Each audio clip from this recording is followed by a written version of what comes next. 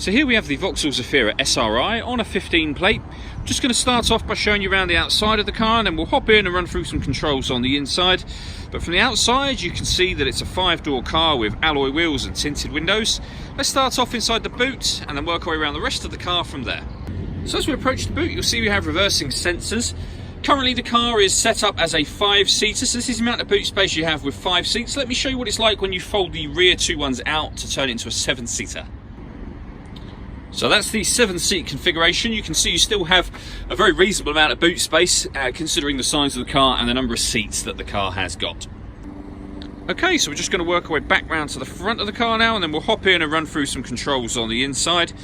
But now that we've done a full circle of it, you can see it's in fantastic condition the whole way round. Just briefly before we climb in, I think it's what we're seeing the interior from this exterior point of view. The seats are as good as new. There's plenty to run through on the dashboard, so let's hop in and we'll do that now. Now that we're inside the car, we're going to start with the dials. On the left-hand side, we have the rev counter, and on the right-hand side, the speedometer. You can see the fuel gauge and coolant temperature gauges in the middle at the top. And then below that, the total miles on this car, which are 18,588. The information displayed in that main trip computer section can be changed using controls on the indicator stalk. You can see you've got a digital readout for the speedometer, how much fuel is in the car in miles. You can change that for various different pieces of fuel economy information, background to the beginning again. If we back out to the steering wheel, on the left hand side we've got cruise control and speed limiter, and on the right hand side we have stereo controls for the car. Over in the centre is where the main stereo unit itself is housed. So you've got a few buttons down the side here, the main volume for the stereo there, the CD player just here. On the main screen you can see this car's got DAB digital radio. It has AM and FM as well. On top of that you've got the CD player, which I've mentioned. You've also got auxiliary and USB inputs, so plenty of ways to listen to your music in this car. And the USB and auxiliary inputs are accessed by pressing this button just here.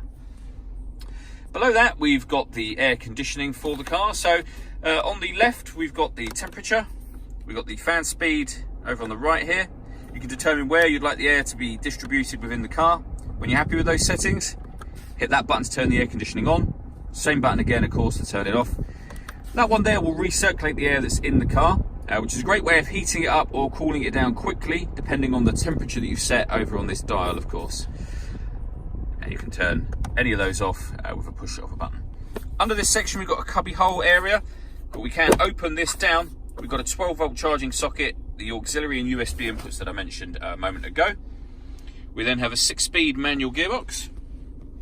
This button will turn on or off the parking sensors, and this one turns off the traction control for the car. All that leaves me to say is thank you for taking the time to watch this video. If you'd like to come and see the car in person and have a test drive, please feel free to call any of our MJA sites. We'd love to hear from you soon.